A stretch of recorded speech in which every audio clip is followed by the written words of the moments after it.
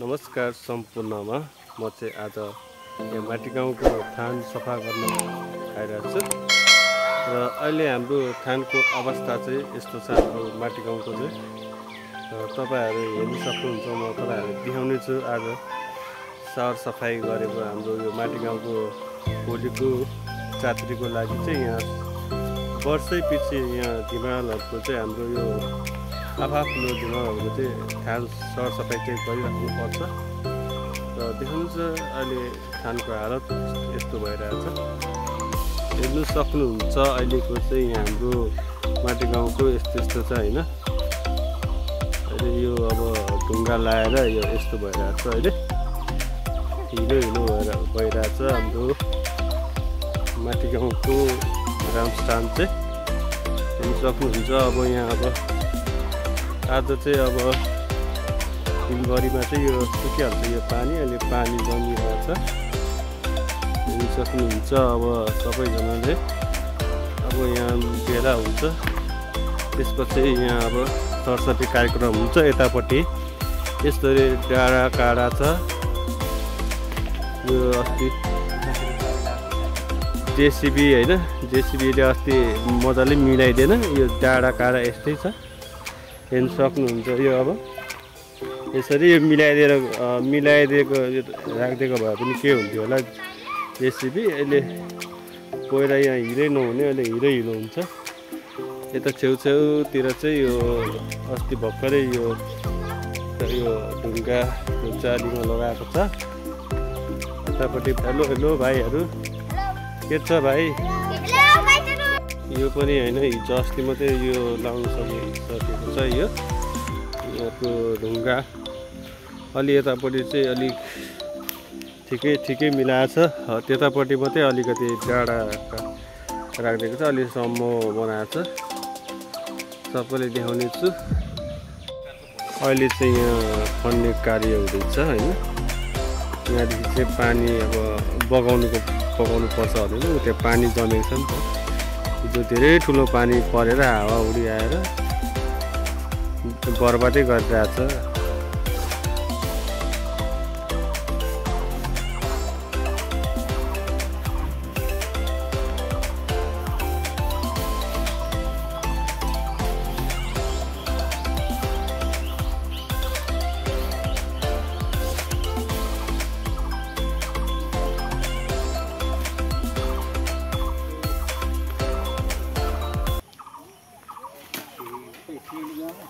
ल आज चाहिँ हामी चाहिँ यहाँ थानमा चाहिँ श्रमदान गर्दैछौँ। यहाँ थान सर सफाइको कार्यक्रम हेर्नु सक्नुहुन्छ। यहाँ सबैजना बोकिरहेको छ। र बुदुक दाइ अनि के भन्न चाहनुहुन्छ भोलिको मेलाको लागि?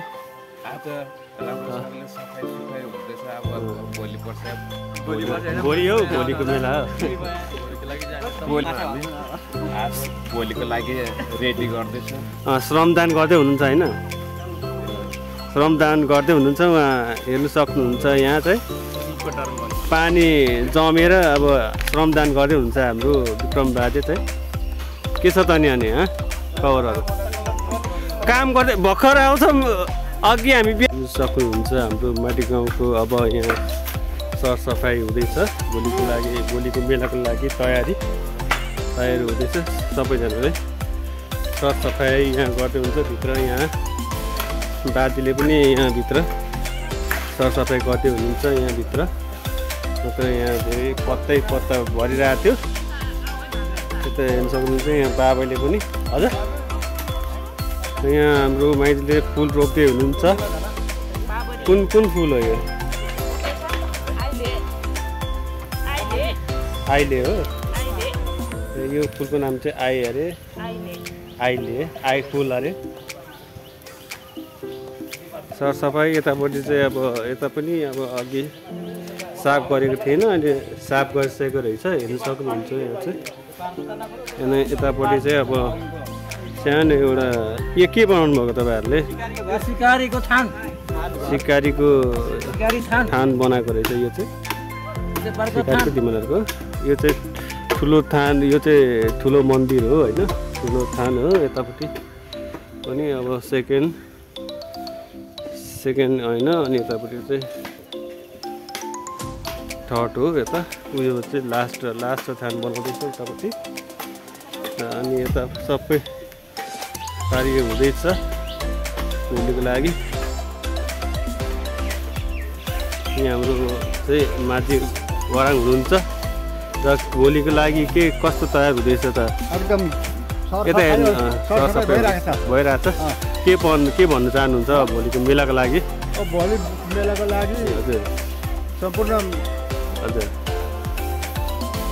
दाजुभाइ दिदीबहिनीहरू मेलामा आइदिनु होला भन्न चाहन्छु म। हजुर ल ठिकै छ ल है। श्रमदान गर आफ्नै गाउँ बनाऊ थान। यो चाहिँ हाम्रो माटी गाउँको स्टेज हो होइन। यहाँ चाहिँ अब भोलि चाहिँ अब दुर्गेश थापा अनि आउँदैछ यहाँ चाहिँ होइन। यहाँ गायकरहरू आउँदैछ। यहाँ एलिना चौहान पनि आउँदैछ। यहाँ भोलि यहाँ प्रोग्राम हुँदैछ ठुलो।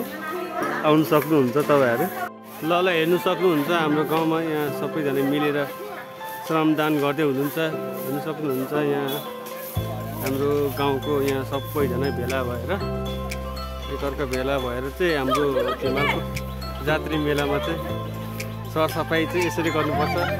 हाई गरिदिनु देऊ न। हाई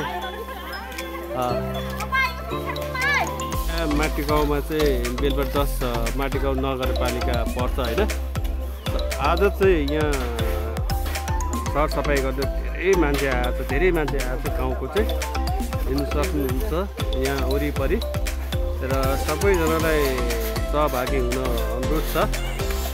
यहाँ भोलिको लागि चाहिँ भोलि माटी गाउँको चाहिँ 21 गते लाग्छ मेला। तपाईँहरू सम्पूर्ण चाहिँ आउनु सक्नुहुन्छ सहभागी हुन। यहाँ चाहिँ ढोल प्रतियोगिता पनि हुँदैछ र तपाईँहरू त्यो ढोल प्रतियोगिता पनि सहभागी हुन म अनुरोध गर्दछु। र अहिले चाहिँ सबै सरसफाइ पनि गर्न सकिसकेको छ। सबै फेरि पानी लगाएर तयारी भइसकेको छ पूजाको लागि। भोलि पूजाको लागि चाहिँ यो धुइधाइ गरेर यो त साफ गर्नुपर्छ। सक्नुहुन्छ यो बाजे भोलि मेलाको लागि चाहिँ के भन्नु चाहनुहुन्छ यहाँ भनिदिनु पर्यो। यो हाम्रो बेलबारी नगरपालिका वडा नम्बर 10 आज चाहिँ हामीले अब यहाँ ग्रामसभा सरसफाइ गऱ्यौँ। रामचोकदेखि माराथानसम्मबाट पनि सरसफाइ गर्दै आयौँ। जनप्रतिनिधिहरू सदस्य गङ्गाबहादुर याखा, सदस्य बसन्त धिमाल, सदस्य शैलेन्द्र धिमाल र महिला सदस्य गीता गिरी समेत लगायत सबै महानुभावहरू उपस्थित भयौँ। हजुर बाटो सरसफाइ गर्दै माछा आउनु आएर सबै हजुर भोलि सबै गाउँ टोल अरू नगरपालिका र गाउँपालिकाहरूलाई पनि भोलि हाम्रो मेला हेर्न आइदिनुको लागि सबैलाई अनुरोध गर्दै हजुर र भव्य र सभ्य र हामी माटी गाउँको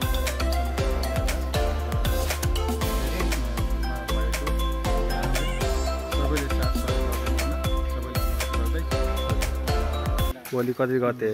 भोलि 2082 साल जेठ 21 गतेको दिन माटी गाउँमा मेला लागिरहेछ। सबैलाई निमन्त्रणा छ। यो टोल समितिको तर्फबाट सबैलाई आइदिनु हुन र मेलाको शोभा बढाइदिनु हुन सबैले हार्दिक अनुरोध गर्दछौँ। धन्यवाद थोरै बोलिदिनु भएकोमा।